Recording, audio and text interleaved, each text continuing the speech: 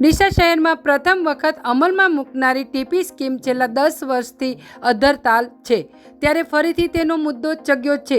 તાજેતરમાં ટીપી કમિટીની મળનારી પ્રથમ બેઠકોમાં ખેડૂતોના એક જૂથે ટીપી સ્કીમનો વિરોધ કર્યો હતો, જ્યારે આજે ખેડૂતોના બીજી જૂથે ટીપી સ્કીમના સમર્થનમાં નગરપાલિકા અને પ્રાંત કચેરીએ આવેદનપત્ર આપ્યું હતું।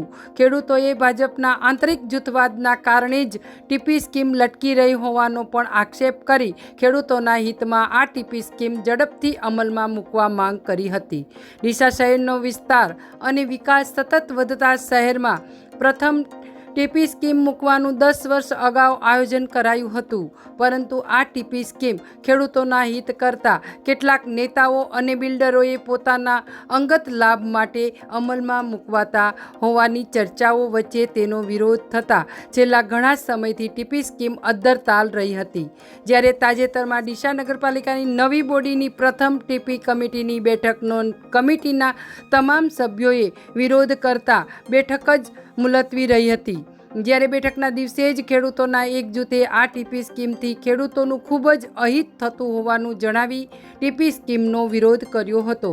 આજે ડીસા નગરપાલિકા અને ડીસા પ્રાંત કચેરી ખાતે કેટલાક ખેડૂતોએ ટીપીના સમર્થનમાં આવેદનપત્ર આપ્યું હતું, જેમાં જણાવ્યું હતું કે આ ટીપી સ્કીમના નકશાઓ જોતા આ વિસ્તારમાં રોડ, રસ્તા, ભૂગર્ભ ગટર, સ્ટ્રીટ લાઇટ, બાગ બગીચા સહિતની સુવિધાઓ મળવાની હોવાથી ખેડૂતો ટીપી સ્કીમનું સમર્થન કરે છે અને અગાઉ જે ખેડૂતો વિરોધ કરવા આવ્યા હતા તેઓની જમીન પણ આ વિસ્તારમાં આવેલી નથી અને તેઓને કોઈ ઉશ્કેરીને વિરોધ કરવા મોકલ્યા હોવાનો ખેડૂતોએ આક્ષેપ કરી હવે આ ટીપી સ્કીમને ઝડપથી લાગુ કરવા માંગ કરી હતી।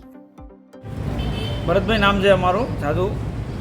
અમારે ટીપી ત્યાં આગળ પહેલાં 2-3 વર્ષ પહેલાં પાસ થયેલો હતો અને અમુક વિરોધના કારણે ત્યાં અટકાયો છે, યા રાજકીય કારણે અટકાયેલો છે એમને ખબર નથી। અમે નગરપાલિકામાં પણ આવેદનપત્ર આપ્યું છે અને એસડીએમને પણ આવેદનપત્ર આપ્યું છે।